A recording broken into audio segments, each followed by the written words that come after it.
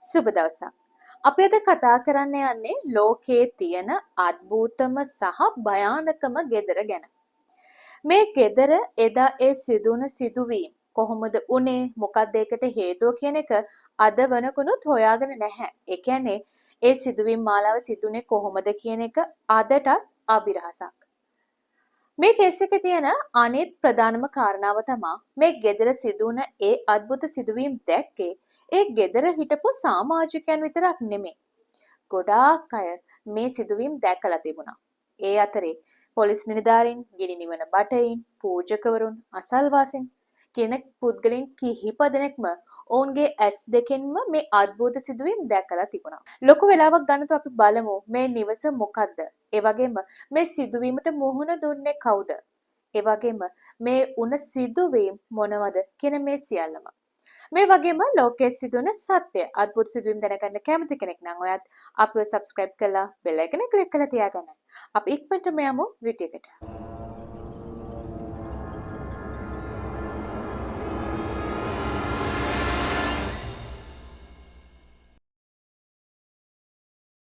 එක්දස් 960 වසරේදී කාමර 4ක් සහිත නිවසක් ජෙරාඩ් ගුඩින් මිලට ගන්නවා.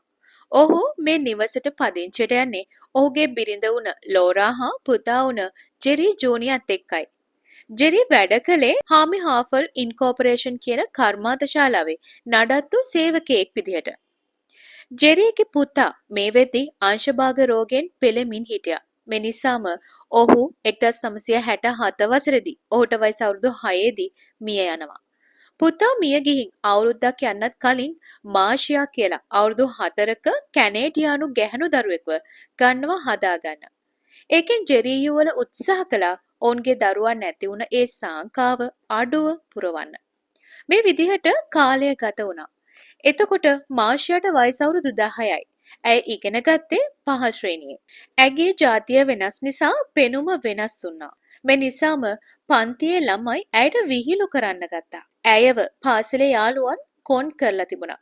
ඒ වගේම ඇයට හිරිහැර කරන්න ගන්නවා. ඒක දරුණු විදිහට උන අවස්ථාවක් නැතුවම නෙමෙයි. ඒ වගේ එක අවස්ථාවක් තමයි එක දවසක් ඇගේ පන්තියේ යාළුවෙක් ඇගේ පිටිපස්සට පයින් ගහලා තිබුණා. එතනදී වැටුණ මාෂියා තුවාල වෙනවා. මේ නිසාම මාෂියාට ගෙදර උපකාරක පන්ති කරන්න ජෙරි යුවල කල්පනා කරා. ඒකත් එක්ක ඇයට ගෙදර ඉඳන් උගන්වන්න ඔවුන් පටන් ගන්නවා. මේ විදිහට නිවස තුල කිසිම කලබලයක් තිබුණ නැහැ. හැමදේම සාමාන්‍ය විදිහට තමයි තිබුණේ. නමුත් එක පාරටම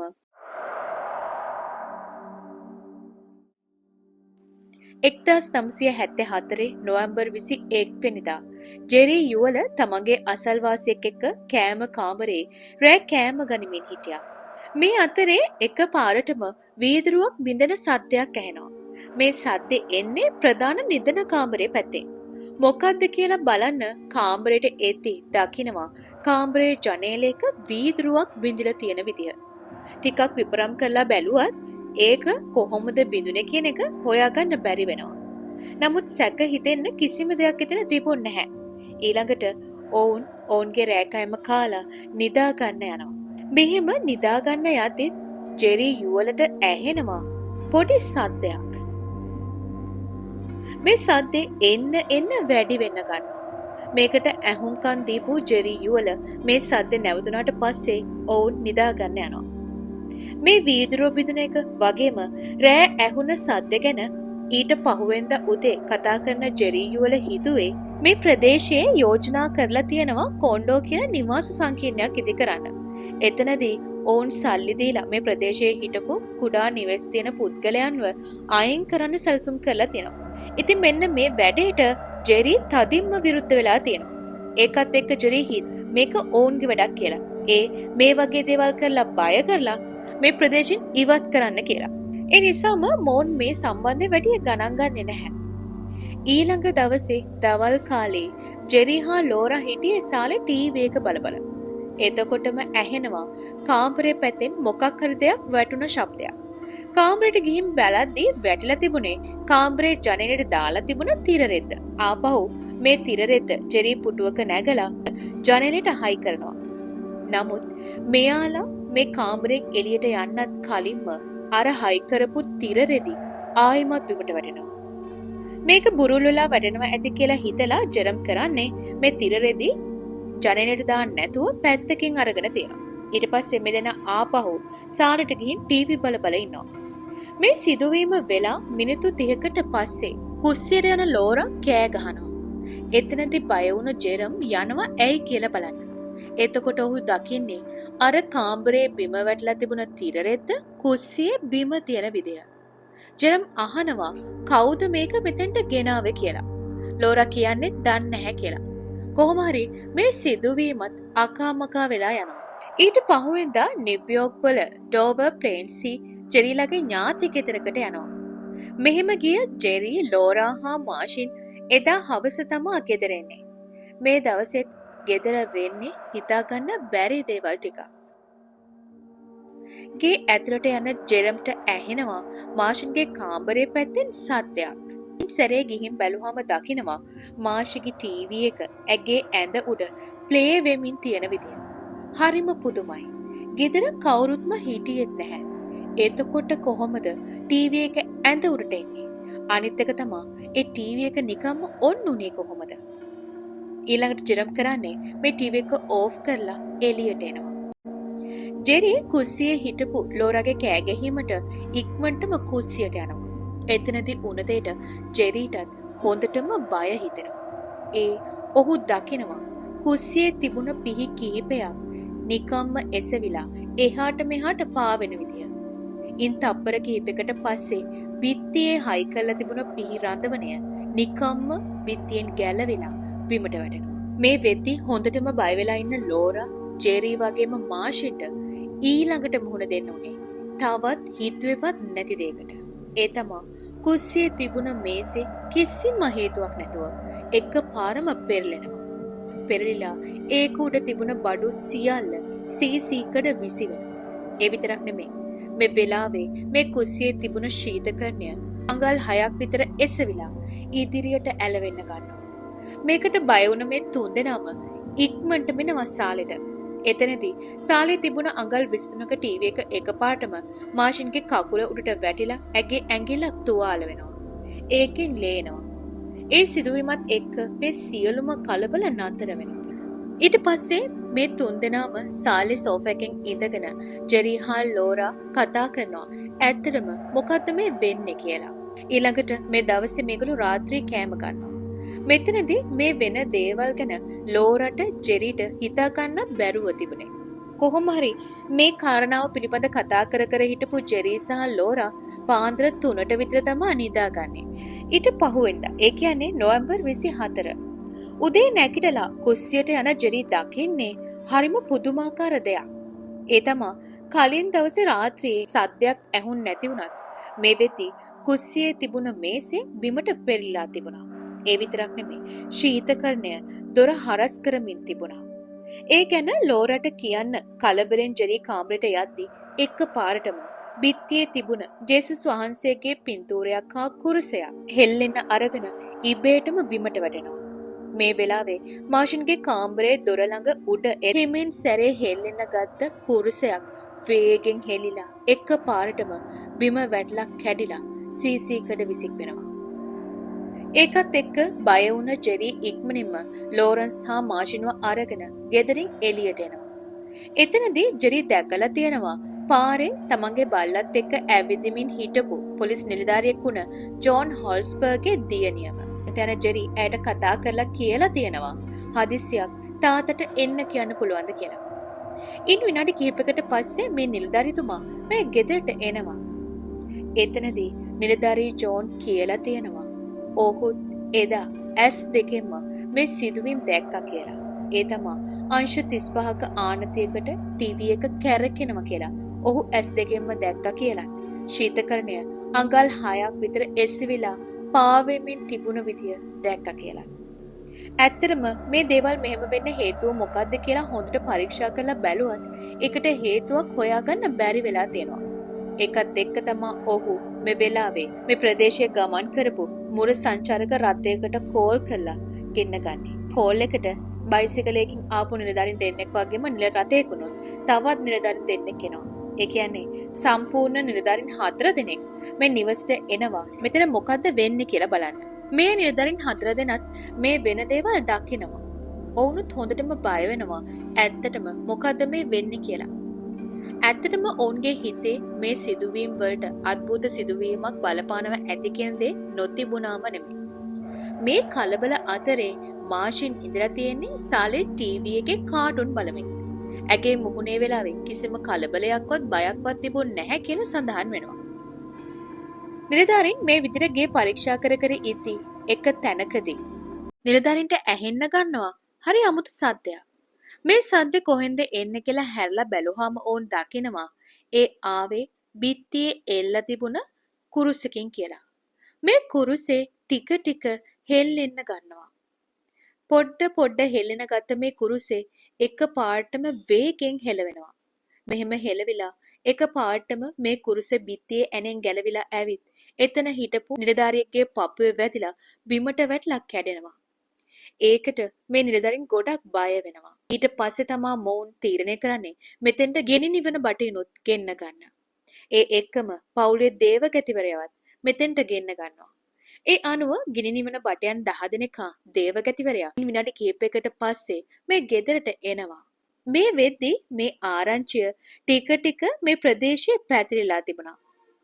ඒ නිසාම මේ ගෙදර වෙන්නේ මොකද්ද කියලා බලන්න මිනිස්සු මේ ගෙදර වත්තට පිරෙන්න ගත්තා. කොහොම හරි දේවගතිවරයා සහ ගිනි නිවන බටයුනුත් ආවට පස්සේ මේ නිවසේ තිබුණ පුටු ඒ වගේම රාක්ක සෙලවෙන්න අරගෙන තියෙනවා. ඒ වගේම මෙතන හිටපු නිලධාරිතුමෙක් කියලා තියෙනවා ගෙදර හිටපු ජෙරිගේ පූසා වුණ සෑම් කතා කරන හඬ ඔහුට ඇහුණා කියලා. ඒ වගේම පවුලේ දේවගතිවරයාත් කියලා තියෙනවා ඔහු ගෙදරට ඇතුළු වෙද්දිම ඔහුගේ ශරීරයට අමුතු බරක් වගේ දෙයක් දැනුණා කියලා.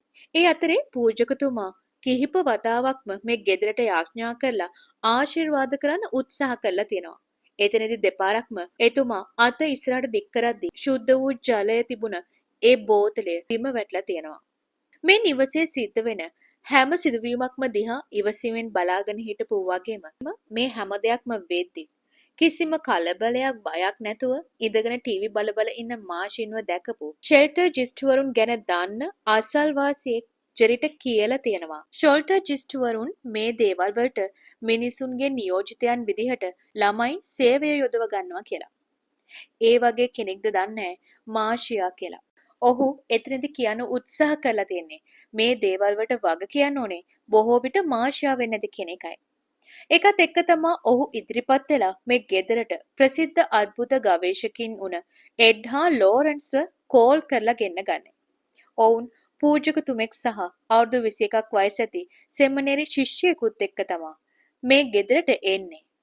මේ වෙලාවේ එකපාරම මාෂියාව ඉහළට එසවිලා බිත්තියේ වැදිලා බිම වැටලා තියෙනවා. මේ වෙද්දී මේ සිදුවීම ගැන ආරංචිය ඉතාමත් වේගෙන් පැතිරෙන්න ගන්නවා. ඒකත් එක්ක ඊළඟ දවසේ පාන්දර 4 වෙදි මේ නිවස වටා නිව් හෙවන් හා නිව්යෝර්ක් වල දුම්රිය ස්ථානවල වාර්තාකරුණුත් ඇවිත් තියෙනවා. මේ විදිහට මේ ගේ වටේටම පුවත්පත් වාර්තාකරුවන් ඒ වගේම අසල්වාසීන්ගෙන් පිරීලා ඉතිරිලා ගිහින් තියෙනවා. මේ අවස්ථාවේ වාර්තාවල සඳහන් වෙනවා මෙතන හිටපු කිහිප දෙනෙක්ම දැකලා තිබුණා කියලා මේ ගෙදර ඉස්සරහා තියලා තිබුණ සිමෙන්තියෙන් හදපු හංසජෝටුව එක අවස්ථාවක ඔවුන්ගේ මුහුණට මුහුණ බලාගත්තා වගේ දැක්කා කියලා. ඒ වගේම මෙතන සෙනඟ වැඩි හින්දා මේ වෙලාවේ පොලිස් නිලධාරීන් ගෙදරට ආරක්ෂාවක් දාලායි තිබුණේ. ඒ වගේම තමා මේ නිවස වටා රොක්කුණ සමහර මිනිස්සු ගෙදරට අරක්ගත යක්ෂයින් එලවන්න කියලා සුදුලුණු හා බිත්තර මේ ගේ ඉස්සරහට විසික් කරලා තියෙනවා. අద్భుත ගවේෂකයින් පොලිස් නිලධාරීන් ගිනි නිවන බටෙන් වගේම පූජකතුමන් කිහිප දෙනෙක්ම මේ ගෙදර පරීක්ෂා කරනවා. පරීක්ෂා කර කර ඉන්න අතරේ මාෂියාගේ කාමරේ පරීක්ෂා කරද්දී එකපාරටම ලොරෙන්ගේ අත පිච්චිලා තියෙනවා. ඒකත් එක්ක ඇගේ අතේ බිබිලියෙන් අරන් තියෙනවා. ඒ වගේම වාර්තාවල සඳහන් වෙනවා ඒ අවස්ථාවේ මේ කාමරෙන් සල්ෆර් සුවඳකුත් ආවා කියලා. මේ විදිහට ලොරෙන්ගේ අත පිච්චුනේත් මොකක් හරි අద్భుත සිදුවීමකින් වෙන්නේ නැති කියලයි මේ වෙලාවේ කට්ටියම විශ්වාස කළේ. මේ විදිහට මේ ගේ ඇතුලේ මේ සිදුවීම් වගේම විවිධ කටහඬවල් ශබ්ද එන්න අරන් තියෙනවා. මේ දේවල් ගැන නිලධාරීන් ඉතා ගැඹුරෙන් පරීක්ෂණ කටයුතු කරගෙන යනවා. හැබැයි මේ වෙනකම මේකට හේතුව මොකක්ද කියලා ඔවුන්ට හොයාගන්න පුළුවන් වුණේ නැහැ. මේ අතරේ දවසක් ඔවුන්ට තේරෙනවා මේ ගෙයින් දුමක් එනවා කියලා. ඒ දුම එන්නේ කොහෙන්ද කියලා බලද්දි නිලධරින් හොයාගන්නවා මේ ගෙදර පිටිපස්සේ අත්තිවාරම ළඟින් කවුරු හරි ගිනි ගොඩක් හදලා කියලා. ඒ ගැන පරීක්ෂා කරද්දි නිලධාරීන්ට අල්ලගන්න පුළුවන් වෙනවා මේ ගේ පිටිපස්සෙන් දුවපු පුද්ගලයන් දෙන්නෙක්ව.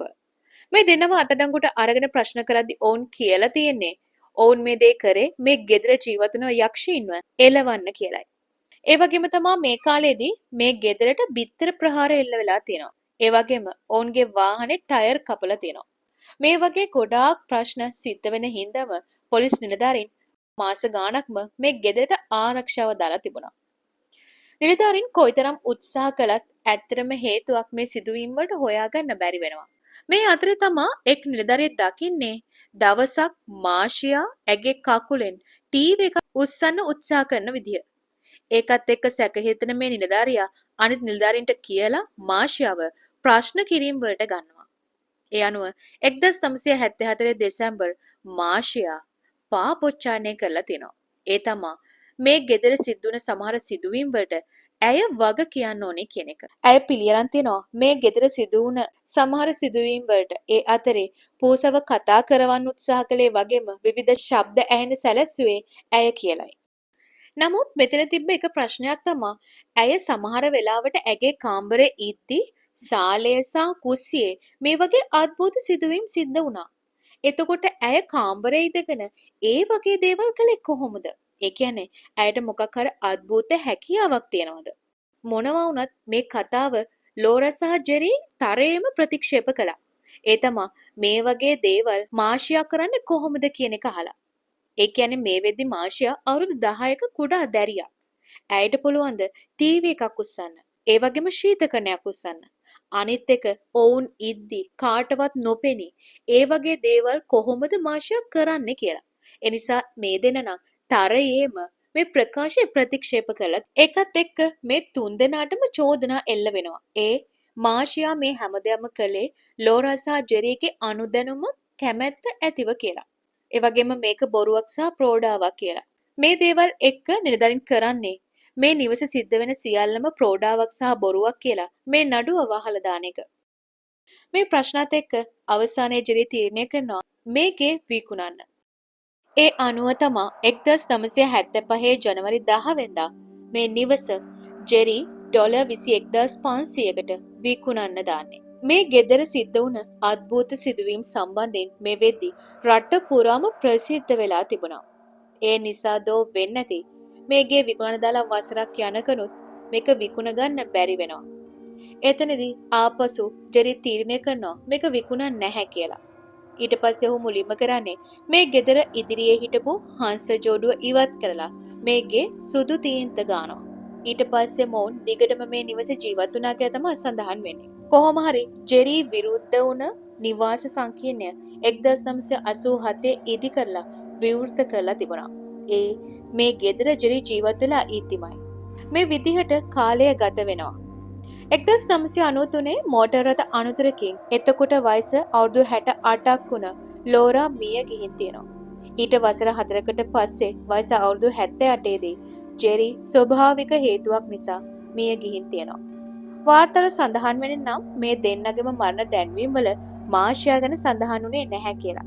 ඒ වගේම තමයි අර හොල්මන් සිදුවීම් වලින් පස්සේ වාර්තාවල වුණත් ජෙරි සහ ලෝරා ගැන තොරතුරු සඳහන් වුණත් මාෂියා ගැන නම් කිසිම දෙයක් සඳහන් කරලා තිබුණ නැහැ. මෙතන තිබුණ තවත් වැදගත් කාරණාවක් තමයි නිලධාරීන් මේක ප්‍රෝඩාවක් මේක බොරුවක් කියලා මේ ගෙදර සිද්ධ වුණ අద్భుත සිදුවීම් සම්බන්ධයෙන් නඩුව වහලා දැම්මනේ.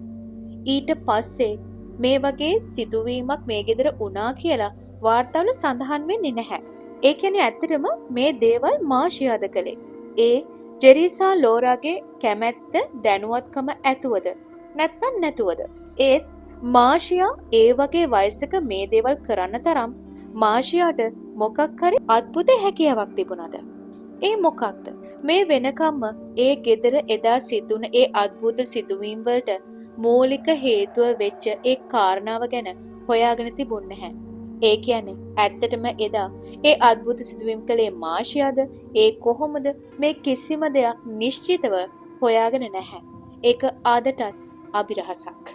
ඒ නිසාම තමා මේ නිවස ලෝකයේ තියෙන අද්භූත භයානකම නිවස විදිහට අදටත් සඳහන් වෙන්නේ. මෙන්න මේ විදිහේ හිතාගන්න බැරි සිදුවීම් මාලාවක් තමා මේ ගෙදර සිද්ධ වුණේ. අදටත් ගොඩක් අය විශ්වාස කරනවා බොහෝ විට මාෂියා කියන දැරිය තමා මේ සිදුවීම් වලට මූලික වුණේ කියලා. හැබැයි ඒ වගේ දෙයක් කරන්න තරම් බලයක් මාෂියා කියන දැරියට කොහොමද ආවේ? කියන්නේ ඇයට මායා බලයක් තිබුණාද? එහෙම නැත්නම් අද්භූත මොකක් හරි බලයක් තිබුණාද? මේ කිසිම දෙයක් ගැන හරි විස්තරයක් නැහැ.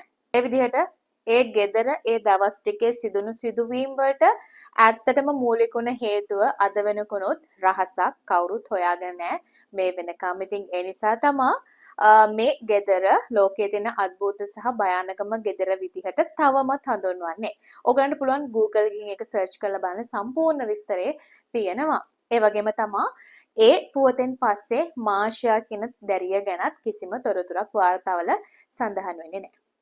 මේ වගේම ලෝකයේ සිදුවන සත්‍ය අද්භූත සිදුවීම් දැනගන්න කැමති කෙනෙක් නම් ඔයත් අපව subscribe කරලා bell icon එක click කරලා තියාගන්න. ගිහින් එනවා. සුබ දවසක්.